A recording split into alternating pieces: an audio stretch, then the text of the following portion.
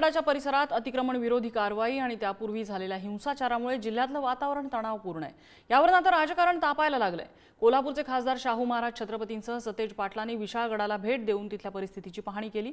बघूया त्याच संदर्भातला हा रिपोर्ट।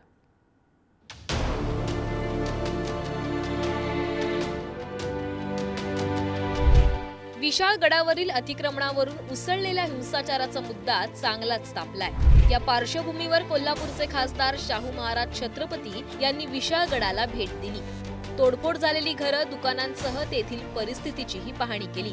यावेळी स्थानिकांनी आपल्या व्यथा शाहू महाराजांसमोर मांडल्या।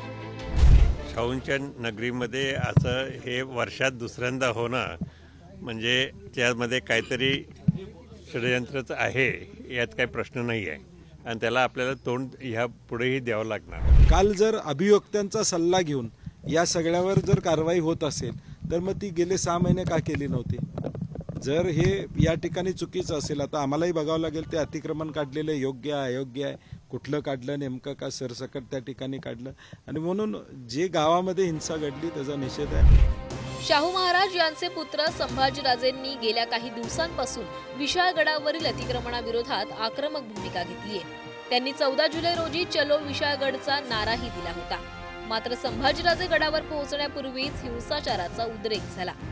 यावेळी गडावर आणि गडाच्या पायथ्याशी असलेल्या गजापूर गावामध्ये वाहनांची, घरांची तसंच इतर मालमत्तांचीही जोरदार नासधूस करण्यात आली। या पार्श्वभूमीवर शाहू महाराजांसह काँग्रेस आमदार सतेज पाटील यांनीही मदत घेऊन विशाळगडाकडे कूच केली। शाहू महाराज, सतेज पाटील यांच्यासह नेत्यांना 20 किलोमीटर अलीकडे रोखण्यात आलं होतं। शाहू महाराजांच्या वारसदाराला विशाळगडावरून जाण्यापासून रोखण्यात येत आहे। त्या शाहूंच्या वारसदाराला जे खासदार झाले, बहुसंख्याक लोकांनी निवडून दिलं, त्यांना तुम्ही अडवताय। ज्यांना अडवायला पाहिजे होते काल ते अडवले नाही, त्यांनी जाऊन नासधूस केली। पोलिसांना सूचना आहेत, होऊ द्या जे होतंय ते, काय भिन्ना दंगा केल्याशिवाय पर्यायच नाही पुढच्या 3 महिन्यात। 2013च्या आसपास याच्यासाठी 13-14 कोटी असायचे। आता माननीय एकनाथ शिंदेजी, देवेंद्रजी आणि अजितदादांनी 850 कोटीच्या आसपास, म्हणजे 800 कोटीपेक्षा जास्त रक्कम आता उपलब्ध करून दिली याच्या संवर्धन संरक्षणासाठी। तर मला व्यक्तिगत रीतीने वाटतं की याचं राजकारण कोणी करता कामा नये। विशाळगडावरचं अतिक्रमण काढण्याच्या दृष्टीने कटिबद्ध आहे, संवेदनशील आहे, सकारात्मक आहे।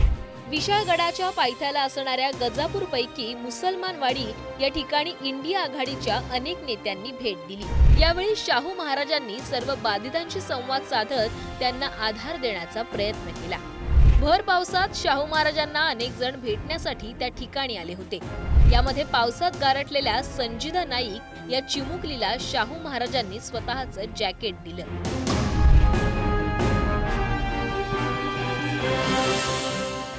कायद्याने, नियमाने तोडलं गेलं पाहिजे अशी सरकारची देखील भावना आहे। त्या दृष्टीनं त्या ठिकाणी सरकारच्या वतीनं देखील अतिक्रमण काढण्याची कारवाई ही करण्यात येते, करण्यात येणार आहे। आणि आता जी परिस्थिती तयार झाली आहे त्याच्यामध्ये शांतता कशी प्रस्थापित करता येईल याला आमची प्राथमिकता आहे। तुम्ही उशीरच का केला? हा शिवभक्तांच्यावर आक्रोश आहे शिवभक्तांचा। तुम्ही निर्णय का घेतले नाहीत? ज्यावेळी मला एकच प्रश्न सगळ्या पत्रकार बंधूंना सगळ्यांना विचारायचं आणि सगळ्यांना विचारायचं, पत्रकार बंधूंनी जेवढी मला साथ दिली मी तुम्हाला म्हणून मी तुम्हाला प्रश्न विचारतो, तुम्ही निर्णय घेतला ना 14 जुलैला ज्यावेळी ही मोहीम झाली की 15 जुलैपासून आम्ही अतिक्रमण मुक्त विशाळगड करतो, मुख्यमंत्र्यांनी सांगितलं करून टाका। मग हा न्यायप्रविष्ट विषय कुठून आला? मग अतिक्रमण मुक्त हे तुम्ही 6 महिन्याच्या अगोदर का केलं नाही? 1 वर्षाच्या अगोदर का केलं नाही? हा माझा प्रश्न आहे। जनतेने सुद्धा समजून घ्यायला पाहिजे। विशाळगडावरील अतिक्रमणाचा वाद हा जुनाच आहे। मात्र आतापर्यंत ना कोणत्या सरकारनं लक्ष घातलं होतं ना प्रशासनानं। आता विशाळगडावरील अतिक्रमण काढण्याच्या नावाखाली झालेली घटना पुरोगामी कोल्हापूरला लाजवणारी आहे। त्यामुळे सर्व पक्षीयांनी राजकारण न करता हा मुद्दा शांततेत हाताळावा हीच अपेक्षा। शेखर पाटील, पुढारी न्यूज, कोल्हापूर।